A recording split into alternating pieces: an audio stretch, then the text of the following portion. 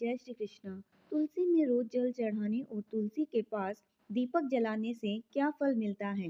एक बार की बात है, देवी सत्यभामा भगवान श्री कृष्ण के पास आती है और उनसे पूछने लगती है, हे स्वामी, आप नित्य तुलसी को जल देते हैं और देवी रुक्मणी नित्य तुलसी के पास दीपक जलाती है। इसके पीछे क्या रहस्य है? कृपया आप मुझे तुलसी को जल देने और तुलसी के पास दीपक जलाने का महत्व सुनाइए। भगवान श्री कृष्ण कहते हैं, हे देवी सत्यभामा, तुमने अत्यंत महत्वपूर्ण प्रश्न किया है। देवी तुलसी लक्ष्मी का ही अवतार है। देवी तुलसी भगवान विष्णु को अत्यंत प्रिय है, इसलिए यह मुझे भी सबसे अधिक प्रिय है। मासों में कार्तिक और वनस्पतियों में मुझे तुलसी प्रिय है। जो भी मनुष्य तुलसी को जल देता है, उस पर मेरी कृपा सदैव बनी रहती है। जो भी मुझे तुलसी पत्र डालकर भोग चढ़ाता है, मैं उसे प्रेम से स्वीकार करता हूँ। तुलसी पत्र के बिना मैं किसी भी प्रकार का भोग स्वीकार नहीं करता हूँ। हे देवी, अब मैं तुम्हें तुलसी को जल देने और तुलसी के पास दीपक जलाने का महत्व सुनाता हूँ। इसलिए तुम इस कथा को ध्यान से सुनो। जो भी स्त्री इस कथा को ध्यान से पूरा सुनती है, वह सदा सुहागन रहती है। इसके घर में सुख समृद्धि आती है और दरिद्रता का नाश होता है। देवी सत्यभामा कहती है, हे स्वामी, मैं इस कथा को ध्यान से पूरा सुनूंगी। कृपया आप मुझसे यह कथा कहिए।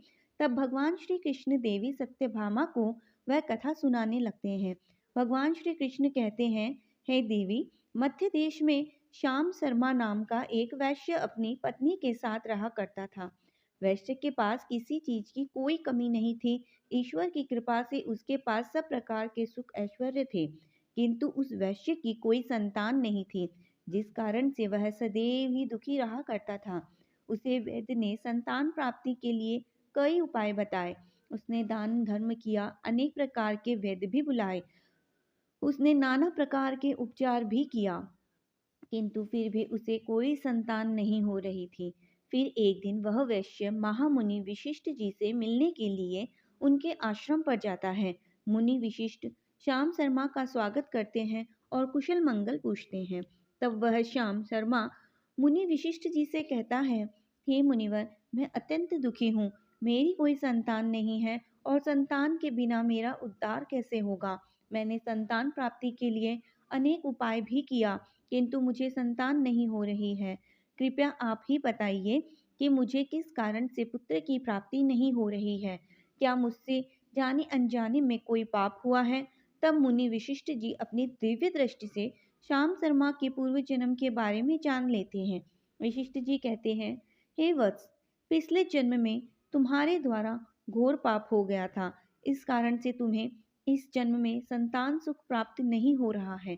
श्याम शर्मा कहता है, हे मुनिवर, कृपया मुझे बताइए, पिछले जन्म में मुझसे कौन सा पाप हुआ था और उस पाप से मुक्त होने के लिए मुझे कौन सा उपाय करना चाहिए?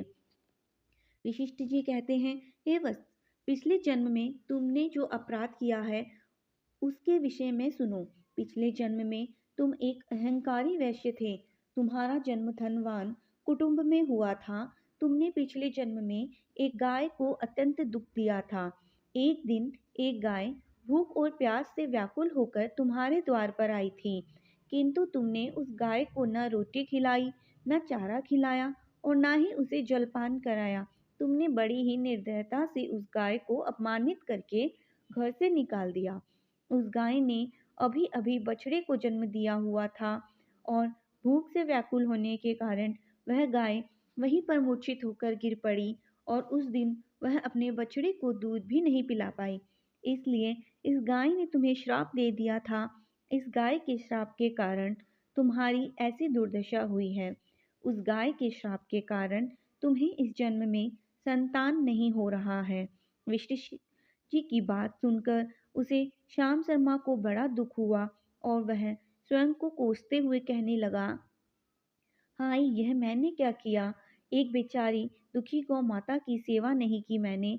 बहुत बड़ा अपराध किया है और उसी का दंड मुझे भोगना पड़ रहा है। श्याम शर्मा विशिष्ट जी से कहता है, हे मुनिवर, मुझे बहुत बड़ा अपराध हुआ है। अब मैं इस पाप का प्रायश्चित कैसे करूं? कृपया आप ही मुझे मार्गदर्शन कीजिए। मैंने जो पाप किया है, उससे मुक्ति का कोई उपाय तो अवश्य ही होगा। मैं अपना सब कुछ देकर उस पाप का प्रायश्चित करूंगा। कृपया आप ही कोई उपाय बताइए। मुझे संतान प्राप्ति कैसे हो सकती है? क्योंकि शास्त्र कहते हैं पुत्र के बिना मनुष्य का उद्धार नहीं हो सकता। तब मुनि विशिष्ट कहते हैं, हे वत्स, इस पाप का एक ही उपाय है। तुम पुत्र प्राप्ति के लिए पुत्रेष्ठ यज्ञ करो। इसी यज्ञ के फल स्वरूप तुम्हें संतान की प्राप्ति होगी। इस यज्ञ को संपन्न करके तुम ब्राह्मण को भोजन करवाओ, वस्त्र और गाय का दान करो, तभी तुम्हें इस पाप से मुक्ति मिलेगी। तब श्याम शर्मा विशिष्ट जी को धन्यवाद देते हुए कहता है, हे मुनिवर, आपका कोटि कोटि धन्यवाद। मैं आपके कहे अनुसार अवश्य ही पुत्रेष्ठ यज्ञ करूंगा और ब्राह्मणों को गाय का दान करूंगा। इतना कहकर वह श्याम शर्मा शीघ्रता से अपने घर पर लौट आता है और अपनी पत्नी को सारी हकीकत सुनाता है। फिर वे दोनों ही पुत्रेष्ठ यज्ञ की तैयारी करते हैं। अनेक ऋषियों मुनियों का निमंत्रण देकर वह श्याम शर्मा पुत्रेष्ठ यज्ञ संपन्न करता है और उन ऋषि मुनियों तथा ब्राह्मणों को गाय का दान करता है। यज्ञ के संपन्न होने के पश्चात यज्ञ की आग में अग्निदेव प्रकट होते हैं और उस श्याम शर्मा से कहते हैं, हे श्याम शर्मा, आज तुम्हारा यज्ञ सफल हुआ। तुमने पुत्र प्राप्ति के लिए यह यज्ञ किया था, इसलिए तुम्हें मेरी कृपा से एक पुत्र की प्राप्ति होगी। किंतु तुम्हारे पुत्र की आयु केवल 18 वर्ष की ही होगी और 18 वर्ष समाप्त हो जाने के पश्चात तुम्हारे पुत्र की मृत्यु हो जाएगी। इतना कहकर अग्निदेव अंतर्ध्यान हो जाते हैं। पुत्रेष्ठ यज्ञ करके और अग्निदेव से पुत्र का वरदान प्राप्त करके वह श्याम शर्मा बहुत प्रसन्न तो हुआ, किंतु उसे बड़ा दुख भी हुआ। श्याम शर्मा ने सोचा, पुत्र न होने से अच्छा है कम आयु वाला पुत्र ही ठीक है।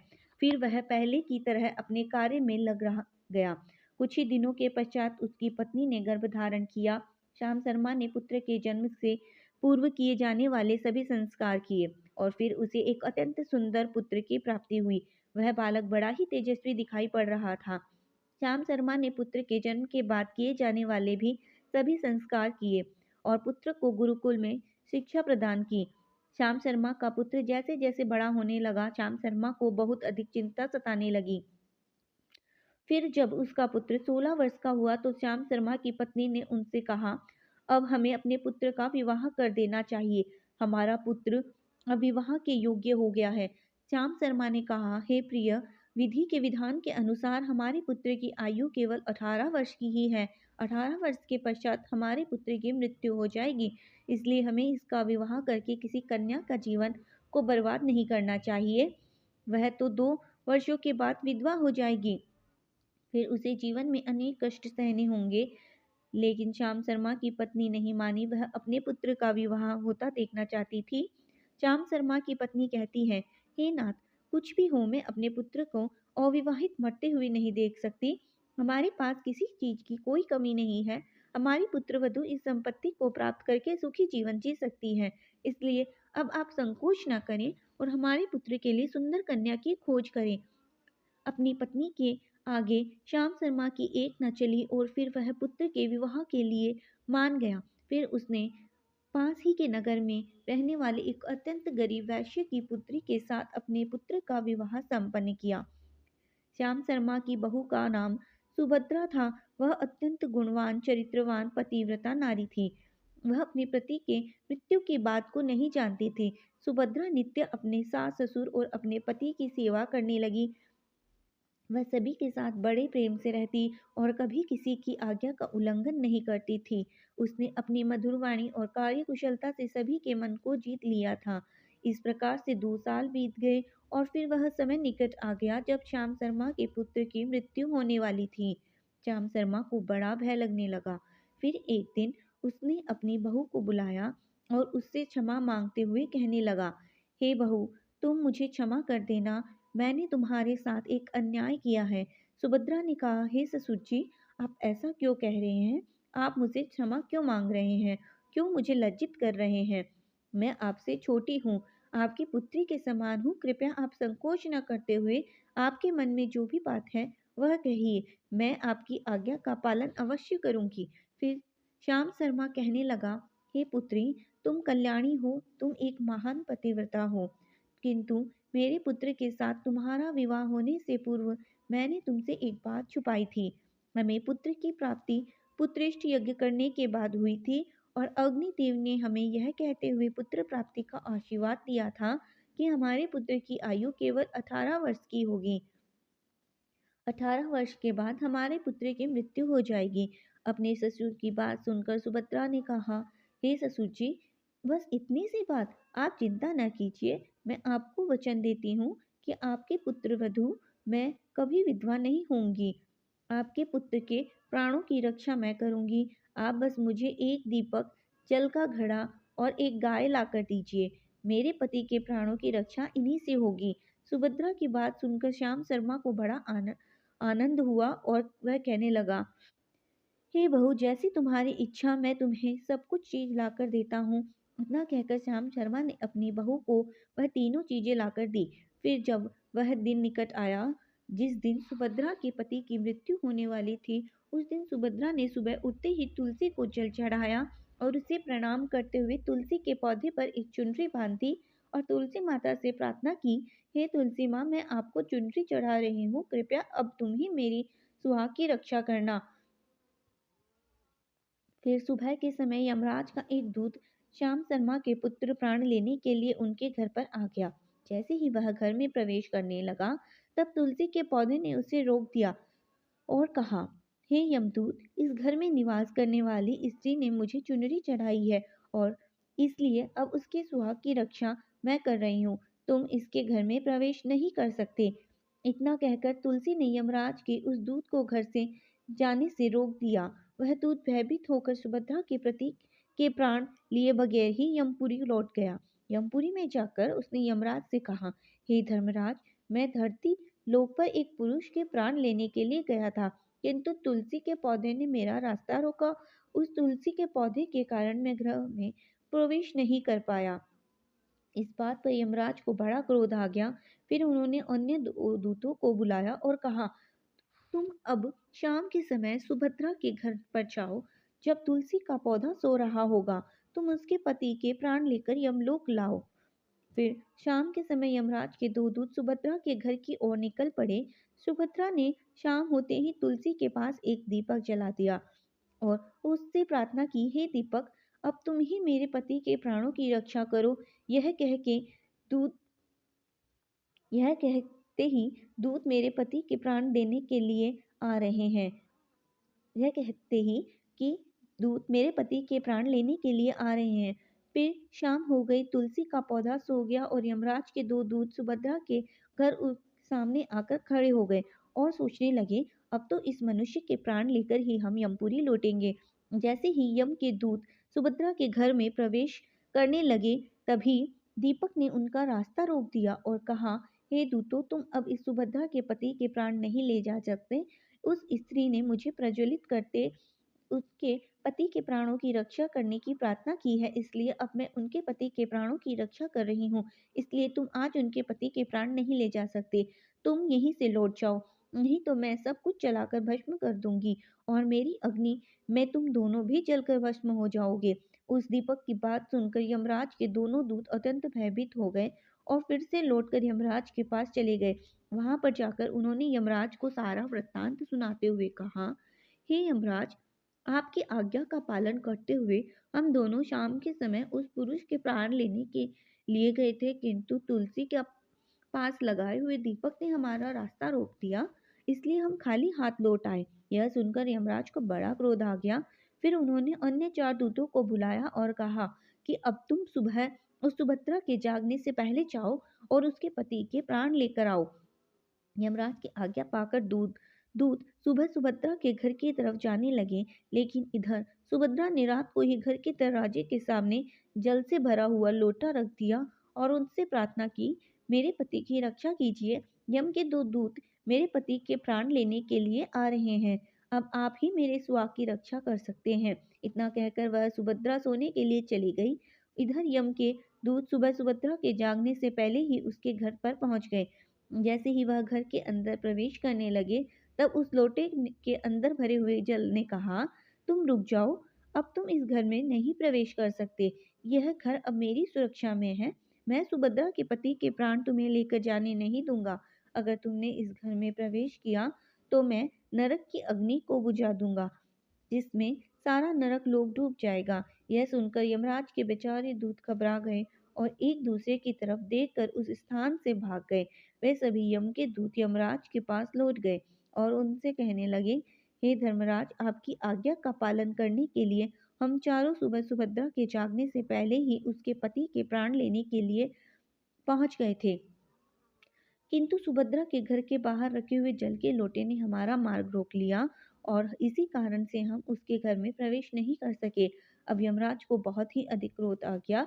इस बार उन्होंने 8 यमदूतों को बुलाया और कहा, हे यमदूतों, अब शीघ्रता से जाओ और बलपूर्वक उस मनुष्य के प्राण खींचकर यमलोक लेकर आओ। फिर वह 8 यमदूत यमराज की आज्ञा को पाकर पृथ्वी लोक पर उस सुभद्रा के घर के पास आते हैं तो देखते हैं उस सुभद्रा के घर के सामने एक गाय खड़ी है। सुभद्रा ने यमदूतों के आने से पहले ही अपने घर के सामने गाय को बांध दिया और गौमाता से विनती की, हे गौमाता, आज यमदूत मेरे पति के प्राण लेने के लिए आ रहे हैं। आप ही मेरे सुहाग की रक्षा कर सकती हैं। हे गौमाता, मैं आपकी शरण में आई हूँ, कृपया मुझसे विधवा होने से बचा लीजिए। उस गाय ने कहा, हे पुत्री, तुम चिंता मत करो, तुम्हारे पति के प्राणों की रक्षा मैं स्वयं करूंगी। मेरे होते हुए यम के दूत तुम्हारे घर में प्रवेश नहीं कर पाएंगे, इसलिए तुम चिंता न करो। घर में अपने पति की सेवा करो। फिर जैसे ही वे यमदूत घर के अंदर प्रवेश करने के लिए आगे बढ़े, तब वह गाय उन्हें रोक देती है और कहती है, इस घर में तुम लोग प्रवेश नहीं कर सकते, इस घर की रक्षा मैं कर रही हूँ। मेरे रहते हुए कोई भी इस घर के अंदर प्रवेश नहीं कर सकता। यदि तुमने घर के अंदर प्रवेश करने का प्रयत्न किया तो मैं तुम सभी को श्राप दे दूंगी। अगर तुम्हें इस घर के अंदर प्रवेश करना है तो तुम्हें पहले मेरे प्राण लेने होंगे और तुम सभी को गौहत्या का पाप लगेगा, जिससे कोई प्रायश्चित नहीं है। वहां पर उपस्थित सभी यमदूत गाय के द्वारा श्राप देने की बात सुनकर भयभीत हो गए। वे जानते थे कि गाय के द्वारा दिए गए श्राप से कोई मुक्त नहीं कर सकता और गोहत्या तो संसार का सबसे जघन्य अपराध है और महापाप है, जिसका कोई प्रायश्चित भी नहीं है। इसलिए वे सभी वहां से लौटकर यमराज के पास चले गए। यमपुरी जाकर उन यमदूतों ने यमराज को सारा वृतांत सुनाते हुए कहा, हे धर्मराज, उस समुद्रा के पति के प्राणों की रक्षा एक गाय कर रही है। उस गाय ने हमें श्राप देने की बात कही, इसलिए हम सभी भयभीत होकर वापस लौट आए। हम में गाय का सामना करने की शक्ति नहीं है। उन यमदूतों की बात सुनकर यमराज आग बबूला हो गए और स्वयं भैंसे पर सवार होकर पृथ्वी लोक की ओर निकल पड़े। यमराज अपने भैंसे पर सवार होकर उस सुभद्रा के घर के पास चले आते हैं। यमराज के अपने घर के सामने खड़ा देखकर सुभद्रा भयभीत हो जाती है और जल्दी से आकर यमराज के चरण स्पर्श करके उन्हें नमस्कार करती है और इनकी स्तुति करने लगती है। हे यमराज, आप तो तीनों लोकों के प्राणियों पर कृपा करने वाले महान देवता हैं।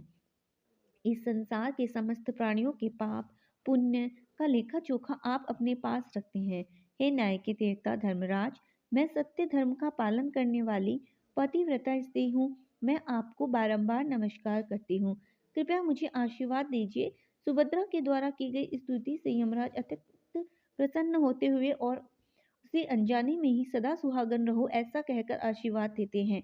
फिर जब यमराज सुभद्रा के पति के प्राण ले जाने के लिए आगे बढ़ते हैं तो सुभद्रा कहती है, हे धर्मराज, आपको अभी मुझे सदा सुहागन रहने का आशीर्वाद दिया है, अब आप मेरे पति के प्राण नहीं ले जा सकते, इससे तो आपका आशीर्वाद झूठा साबित होगा। यह सुनकर धर्मराज रुक जाते हैं और सुभद्रा की ओर देखकर मुस्कुराने लगते हैं। सुभद्रा के निर्मल हृदय और अपने पति के प्रति समर्पण भाव को देखकर यमराज अत्यंत प्रसन्न होते हैं। सुभद्रा की ओर देखकर यमराज कहते हैं, हे पुत्री, आज तुमने साक्षात मृत्यु को ही पराजित किया है। मैं तुम्हारी पतिव्रत धर्म से अत्यंत प्रसन्न हूँ। अब मैं तुम्हारे पति के प्राण छोड़ देता हूँ। तुम्हारी जो भी मनोकामना है वह मुझसे मांग लो। अब सुभद्रा ने कहा, हे धर्मराज, मैं अपने पति के लिए 100 वर्ष की आयु मांगती हूँ। मेरे लिए मेरे पति ही परमेश्वर हैं। मैं अपने पति को छोड़कर जीवित नहीं रह सकती, इसलिए आप मुझे यही वरदान दीजिए। तब यमराज प्रसन्न होकर कहते हैं, तथास्तु। हे कल्याणी, आज से जो भी स्त्री अपने घर के सामने तुलसी का पौधा लगाती है, तुलसी के पास शाम को दीपक जलाती है। जिस घर के सामने गाय बंधी होती है और जो स्त्री अपने घर के सामने जल का लोटा रखती है, उसके घर में कभी मेरे दूत प्रवेश नहीं करेंगे। इतना कहकर यमराज उस स्थान से अंतर्ध्यान हो जाते हैं। भगवान श्री कृष्ण कहते हैं, हे देवी, इस प्रकार से उस सुभद्रा ने अपने पतिव्रता धर्म का पालन करके उसकी मृत्यु को टाल दिया। इसलिए जो भी स्त्री अपने घर के सामने तुलसी का पौधा लगाती है, रोज शाम को तुलसी के पास दीपक जलाती है, उसके घर में मृत्यु प्रवेश नहीं करती। जिस घर के सामने गाय बंधी होती है, उस घर में कभी दुख दरिद्रता नहीं आती। जो स्त्री अपने घर के सामने जल से भरे हुए लोटा रखती है, उसके घर में कभी शोक नहीं होता। तो दोस्तों, इस प्रकार से भगवान श्री कृष्ण ने देवी सत्यभामा को तुलसी के पास दीपक जलाने का महत्व सुनाया। बोलिए जय श्री कृष्णा। दोस्तों, आपको ये कथा कैसी लगी? कृपया कमेंट करके ज़रूर बताएं। वीडियो पसंद आए हो तो चैनल को लाइक एंड सब्सक्राइब अवश्य करें और कमेंट में जय श्री कृष्ण अवश्य लिखें। और ऐसी ही और भी बहुत सारी कहानियों को सुनने के लिए चैनल को सब्सक्राइब जरूर करें। धन्यवाद।